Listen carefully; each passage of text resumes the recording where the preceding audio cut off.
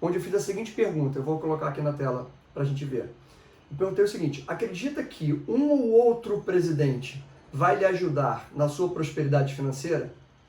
E aí a resposta foi exatamente essa aqui: 20% acredita que sim, e 80%, ou a maioria, né, 8 em cada 10, acredita que não.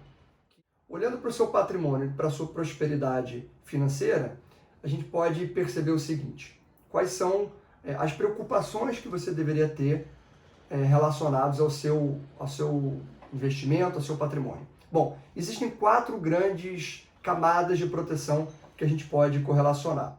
A primeira camada, ela é a mais conhecida, de fato, pelos investidores. Você já ouviu falar em que você não deveria colocar todos os ovos numa única cesta?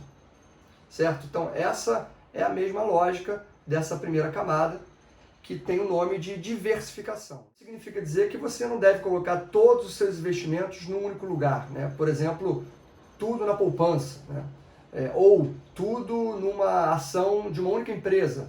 Só tenho agora ações da Petrobras, né? Então isso significa muito risco, você está pouco diversificado.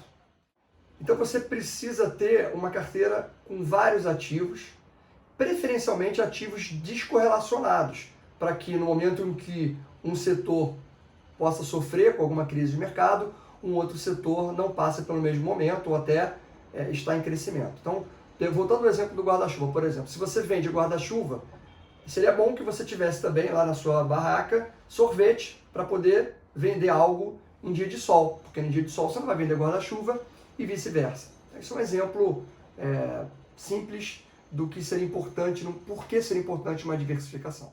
A segunda camada de proteção diz respeito à empresa que irá custodiar os seus ativos, ou seja, guardar os seus ativos.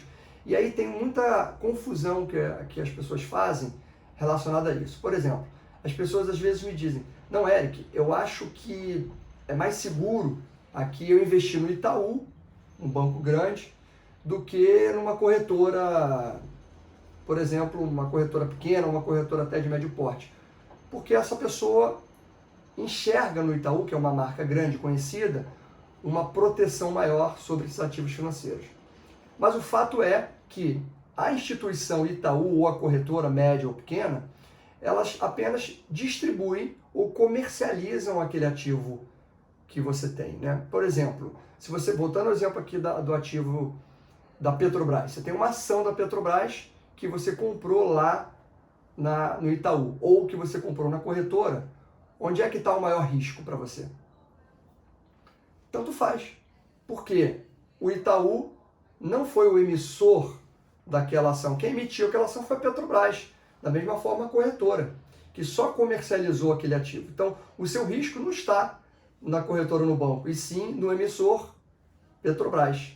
Então, ação da Petrobras, o risco é da empresa Petrobras, independente de onde você comercializa e comprou ou, vamos dizer, consolida a sua carteira de investimento. Então, essa é uma outra questão, né? Camada 2 de proteção tem a ver com a empresa. Bom, e aí a camada 3 de proteção, ela está associada ao instrumento em si que você utiliza para ter aquele ativo financeiro. Eu gravei um vídeo aqui, vou até colocar o link na tela, falando exatamente sobre essa diferença entre instrumento e ativo financeiro. Por exemplo, uma previdência, que possui certas características de benefício fiscal e sucessório. Uma pessoa às vezes pode pensar, e eu já ouvi falar isso, né? A pessoa chegou e comentou que, poxa, Eric, a minha previdência aqui ela está com rendimento muito baixo. Bom, e aí primeiro que eu penso, né, sobre esse comentário é que, na realidade, não é a previdência que está com um rendimento baixo, né? Baixo dentro da expectativa que aquela pessoa possui, né? Mas sim os ativos que estão dentro daquele instrumento, que é a previdência, que não estão performando de acordo com a expectativa da pessoa. Então, a questão ali é que a pessoa quer o benefício do instrumento. Então, e aí um outro elemento que poucos conhecem é que você pode buscar esses benefícios do instrumento em outro local, que não é a previdência, que tem inclusive mais benefícios fiscais e sucessórios, e que você pode ter ali ativos financeiros que vão performar muito mais do que normalmente você vê nos PGBLs e nos VGBLs. Tá? Então, é possível otimizar bastante essa terceira camada de proteção. E por último, a quarta camada de proteção, ela está associada à jurisdição. Jurisdição significa país. Então, imagina que você tem as 3 camadas já trabalhadas dentro da sua estratégia de investimentos, mas você tem 100% do seu patrimônio alocado no Brasil.